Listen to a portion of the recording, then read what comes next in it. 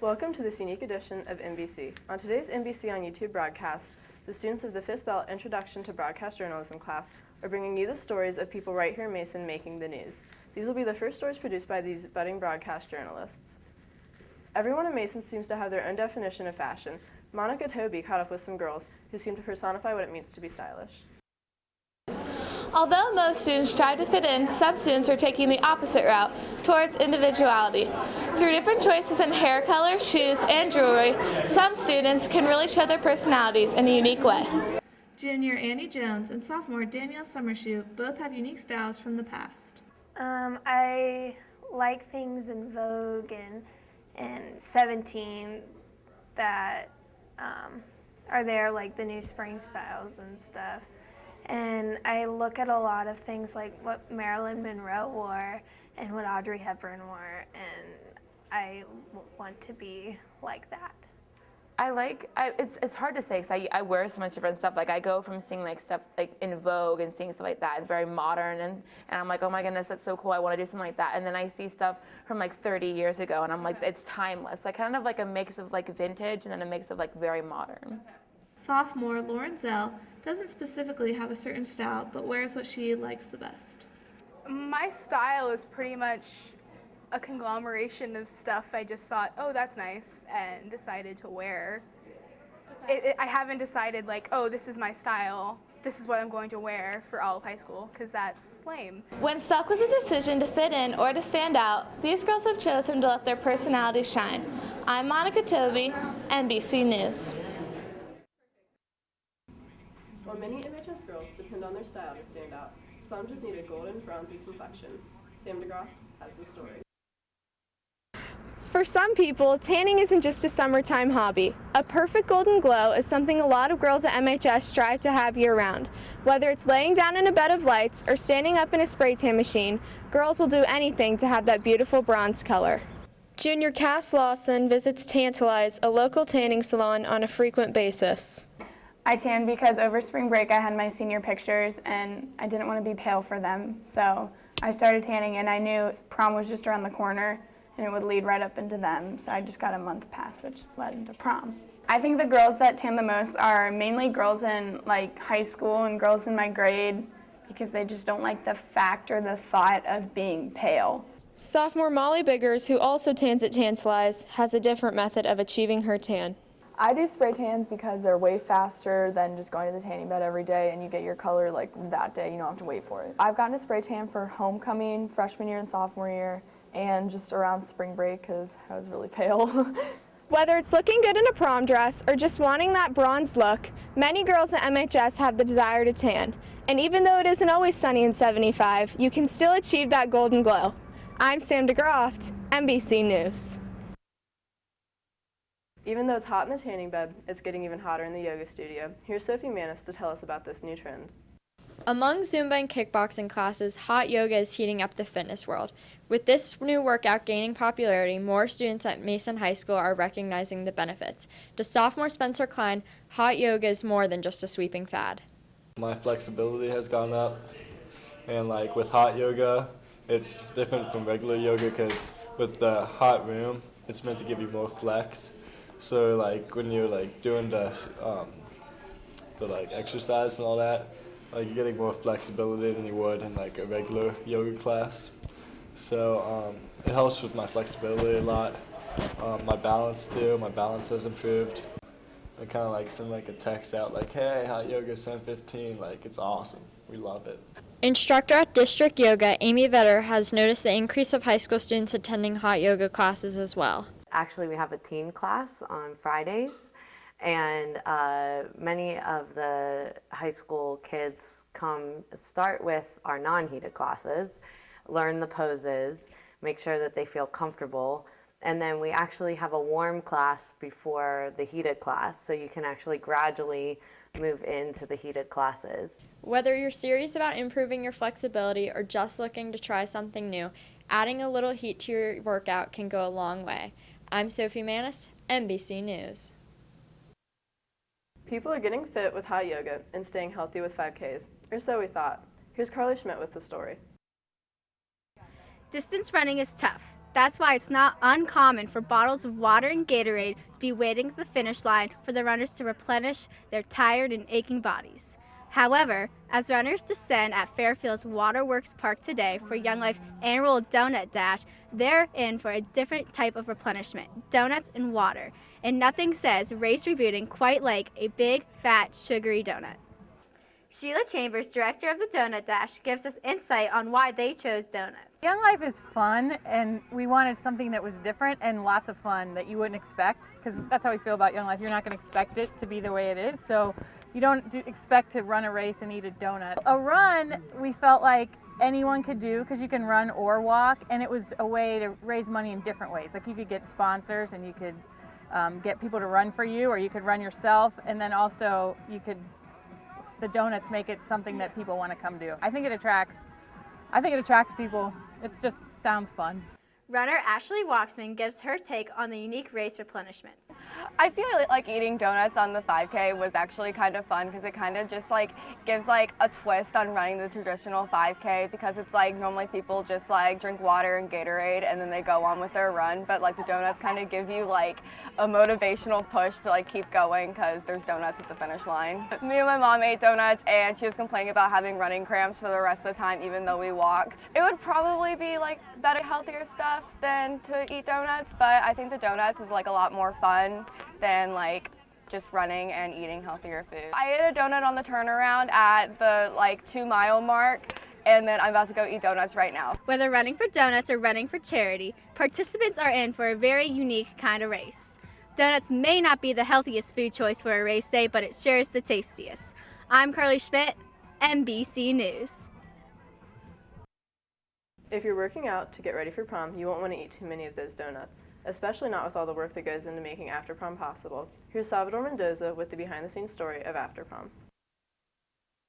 As students stressed over tuxedos and heels this prom season, Barbara Holthaus and her team of volunteers worked into the night to transform the school from its everyday look into a new reality. After students head home on Friday, volunteers begin to prepare the large commons, moving chairs, folding tables, and preparing decorations. Barb describes what it takes to put on such an event. It involves the community pulling together and to help out. We start from pretty much the day it ends to plan for the following year. I mean, I already have things ordered for next year to reserve, and it just a lot of people. There's different committees, and then the booster clubs help out and everything. So it's a school and community-wide event. Volunteers range from students, parents, and even little siblings, helping where they can. They'll be here from preview on. The people who are here just for like setup, they probably, they've done their thing and they've put in their time, which is great. But Lynn and I will be here the whole time, and the committee heads will be here also. Although it can take all weekend, Barb feels that volunteering is still important. To know that this is a great school district and to be a safe environment for the kids to go. I know it's a scary night to know that your kids are out and driving around at midnight and everything and what could happen, and this provides a safe environment for the kids to be at. Even with the work required to put on events such as After Prom, the community has come together and remains willing to serve for the benefit of Mason High School's students. I'm Salvador Mendoza, NBC News. Now that we know what a production MHS's After Prom is, another event that Mason holds is the MHS Art Show. Haley Peace is here to tell us how it benefits others.